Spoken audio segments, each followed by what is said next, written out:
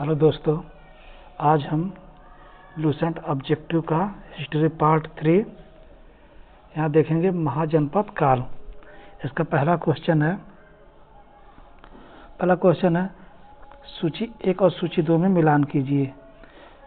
सूची 1 है महाजनपद और दूसरा है राजधानी। तो उसमें देखेंगे पहला गंधार की जो राजधानी थी क्या थी? तक्षशिला थी। सुरसेन का मथुरा था। वत्स का कौशाम्बी और कौशल का श्रावस्ती।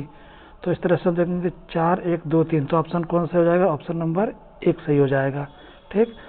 दूसरा क्वेश्चन है, हर्यक वंश के किस शासक को कुड़िक कहा जाता था? तो उसका आंसर हो जाएगा ऑप्शन नंबर सी, अजात शत्रु। तीसरा क्वेश्चन है, किस शासक ने गंगा एवं सोन नदियों के संगम पर पाटलिपुत्र नामक स्थान की स्थापना की थी? तो तीसरा का ऑप्शन हो जाएगा ऑप्शन नंबर बी, उदयन। इसके आगे हम देखते हैं चौथे क्वेश्चन से, शिशुनाग वंश का वह कौन सा शासक था जिसके समय वैशाली में द्वितीय बौद्ध संगीत का आयोजन किया गया?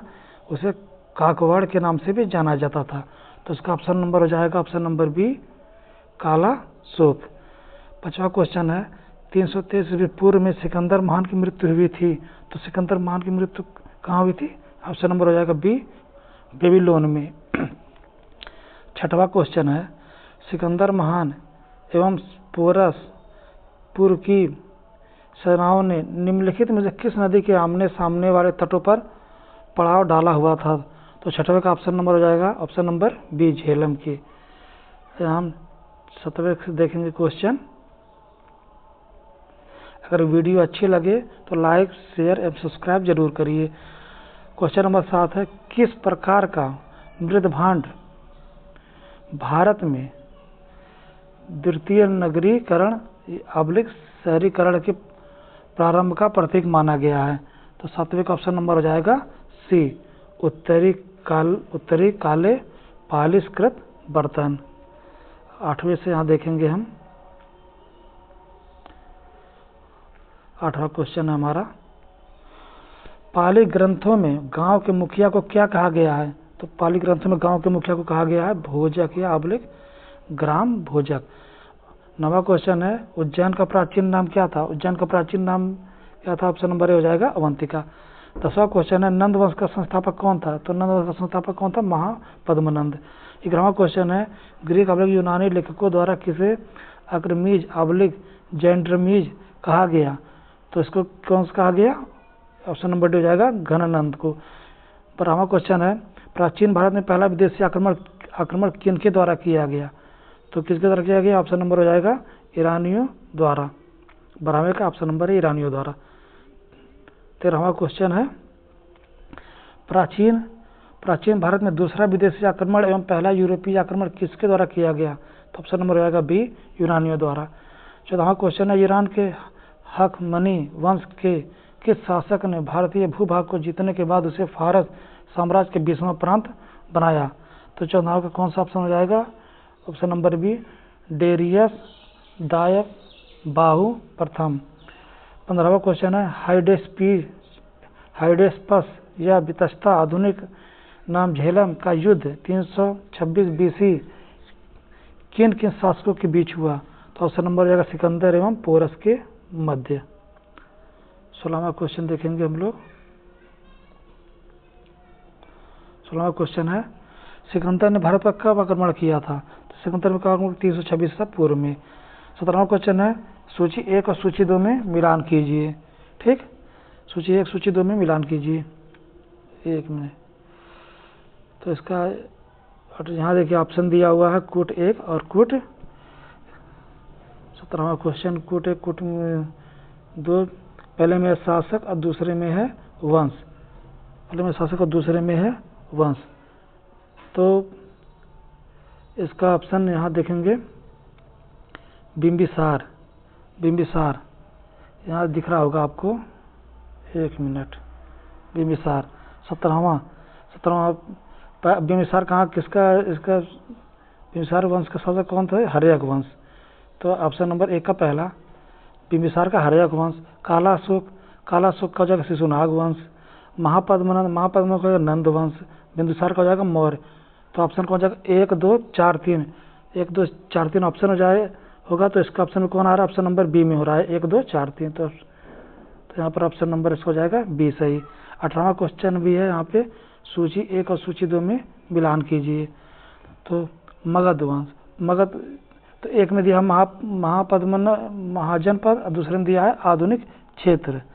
तो उसको हम देखेंगे मगध वंश का शासक क्या था, पटना या गया जिला, पहले का ए। दूसरा वत्स कहाँ थी, इलाहाबाद, आधुनिक क्षेत्र। कौशल है अवध है, अवंतिका मालवा। तो ऑप्शन नंबर कौन सा हो जाएगा, ऑप्शन नंबर ए 1 2 3 4। हम थोड़ा तेजी से देखेंगे क्वेश्चन को। मगध की प्रथम राजधानी कौन सी थी, मगध की प्रथम राजधानी कौन थी, गिरिराज चावलिक राजगृह।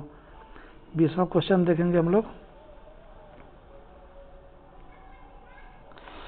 किस शासक द्वारा सर्वप्रथम पाटलिपुत्र का राजधानी के रूप में चयन किया गया था। तो ऑप्शन नंबर सी उदयन द्वारा। 16 महाजनपदों की सूची उपलब्ध है, तो अब किसमें उपलब्ध है, तो अंगुत्तर निकाय में, ऑप्शन नंबर बी सही हो जाएगा। 22वां क्वेश्चन है, निम्नलिखित में से मगध का कौन सा राजा सिकंदर महान का समकालीन था। तो सिकंदर का जो समकालीन कौन था, तो घनानंद, ऑप्शन नंबर बी सही हो जाएगा। 23वां क्वेश्चन है, प्रथम मगध साम्राज्य का उत्कर्ष किस सदी में हुआ था। तो ऑप्शन नंबर हो जाएगा 6ठी सदी ईसा पूर्व में। 24वां क्वेश्चन है, देखते हैं हम लोग, देव सिकंदर की भारत में सफलता के निम्न कारण थे। तो निम्न कारण थे, तो पहला ऑप्शन है भारत में तब कोई केंद्रीय सत्ता नहीं थी, सत्य बात है। दूसरी है उसकी सेना श्रेष्ठ प्रकार की थी, ये सही है। तीसरा है उसे देशद्रोही भारतीय शासकों का सहयोग मिला, ये भी सही है। चौथा है वह एक अच्छा प्रशासक था, तो सभी सही हो जाएगा। तो ऑप्शन नंबर डी हो जाएगा 1 2 3 4। और यहाँ आप देखेंगे 25वां क्वेश्चन। 25वां क्वेश्चन दिया हुआ जो है, राजा और राज सूची 1 और सूची 2 में हमको मिलान करना है जो है। तो पहला प्रद्योत का राज्य क्या था, अवंती था, पहला का ऑप्शन कौन हो जाएगा, सी अवंती था। उदयन का क्या था, वत्स था, बी हो जाएगा। और प्रसेनजीत जो है कौशल, प्रसेनजीत कहाँ के राजा थे, कौशल के। और डी है अजातशत्रु जो है मगध। तो इसका तो 3 2 4 1 है, 3 2 4 किसमें, ऑप्शन नंबर सी में हो जाएगा। तो सी आंसर सही हो जाएगा। 26वां क्वेश्चन है, अभिलेखीय साक्ष्य से प्रकट होता है कि नंद राजा के आदेश से एक नहर खोदी गई थी। तो ऑप्शन नंबर हो जाएगा किसमें, ऑप्शन नंबर सी कलिंग में। ठीक, हम 27वां क्वेश्चन यहाँ से देखते हैं। अगर वीडियो अच्छे लगे तो लाइक शेयर एवं सब्सक्राइब जरूर करिए दोस्तों। 27वां क्वेश्चन है, पहला ईरानी शासक जिसने भारत के कुछ भाग को अपने अधीन किया था, तो किसने किया था, ऑप्शन नंबर सी हो जाएगा डेरियस ने। 28वां क्वेश्चन, मगध के राजा शत्रु का सदैव किस गणराज्य के साथ युद्ध रहा। तो ऑप्शन नंबर हो जाएगा वज्रसंघ वैशाली। 29वां क्वेश्चन, वज्रसंघ के विरुद्ध मगध राज के किस शासक ने प्रथम बार रथमूसल, एक ऐसा रथ जिसमें गदा जैसा हथियार जुड़ा था तथा महाशिलाकंटक क्वेश्चन में पत्थर फेंकने वाले युद्ध यंत्र नामक गुप्त हथियारों का प्रयोग किया। तो किसने प्रयोग किया, तो ऑप्शन नंबर रहेगा अजातशत्रु ने। 30वां क्वेश्चन, नंदवंश का अंतिम सम्राट कौन सा था। तो नंदवंश का सम्राट कौन था, घनानंद था। तो यहाँ हम 31वां क्वेश्चन देखेंगे।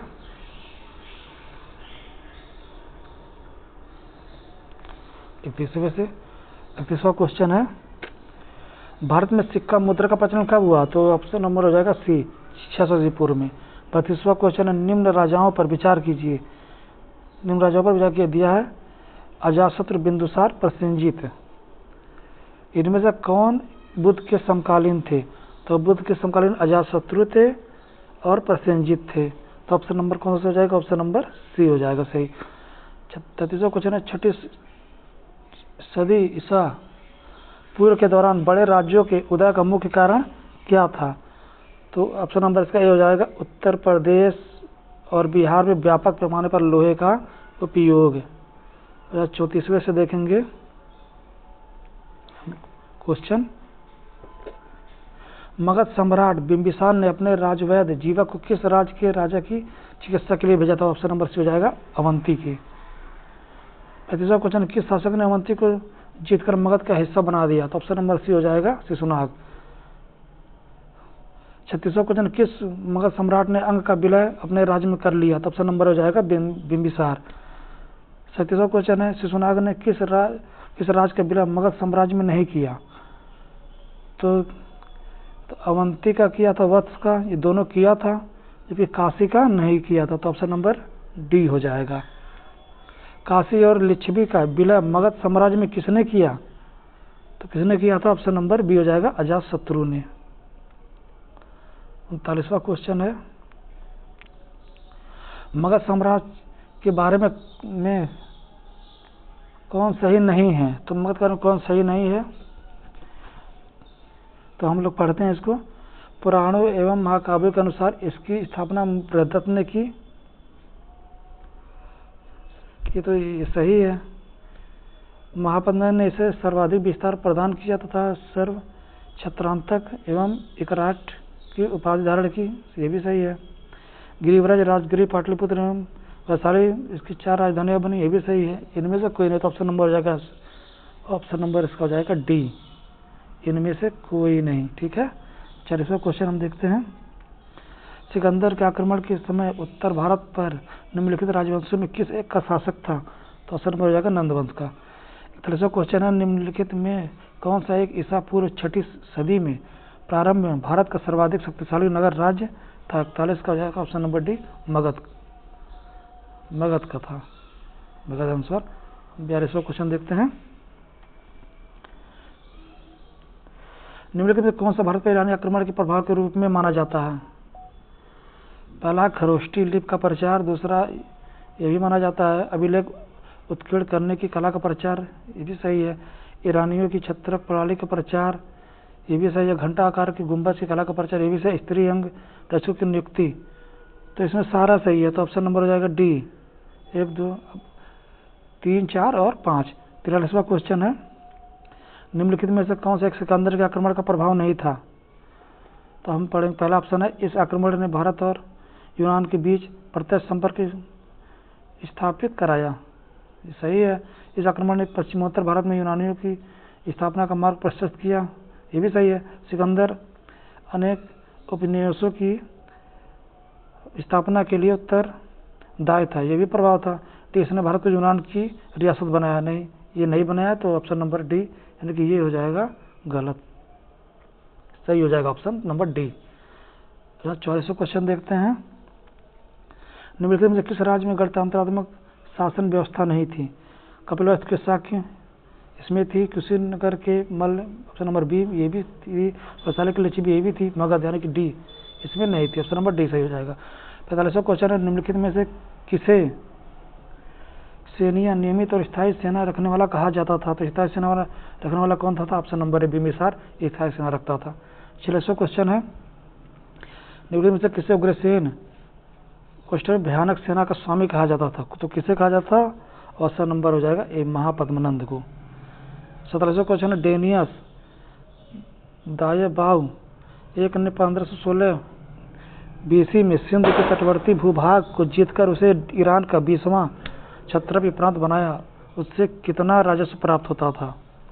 तो कितना होता था? ऑप्शन नंबर है 360 टैलेंट। 48वां क्वेश्चन, निम्नलिखित में से कौन सिकंदर के साथ भारत आने वाला इतिहासकार नहीं था? तो कौन था? नहीं था हेरोडोटस। ऑप्शन नंबर हो जाएगा डी। 49वां क्वेश्चन हम देखेंगे। महाजनपद काल में श्रेणियों के संचालक को कहा जाता था? तो श्रेणियों के संचालक कहा जाता था श्रेष्ठीन कहा जाता। गृहपति का अर्थ है 50वें का ऑप्शन नंबर है धनी किसान। क्यों ना हम लोग देखेंगे। सूची 1 और सूची 2 में मिलान करना है। अष्टकुलक परामर्शदायी संस्था थी। महामात्र महामात्र उच्च कोटि के अधिकारी थे, भले साधक किसानों से कर वसूल करने वाला अधिकारी होता था।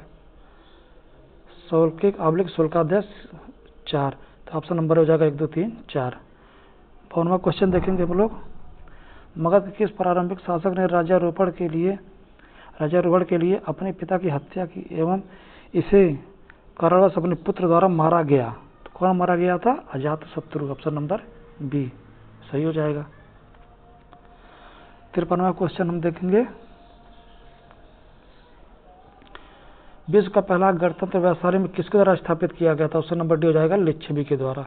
किसके द्वारा? लिच्छवी के द्वारा। 54वां क्वेश्चन है।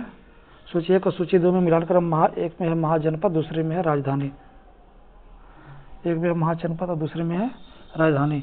तो कुरु की राजधानी क्या थी? तो ऑप्शन नंबर डी, इसका पहला का चौथा इंद्रप्रस्थ।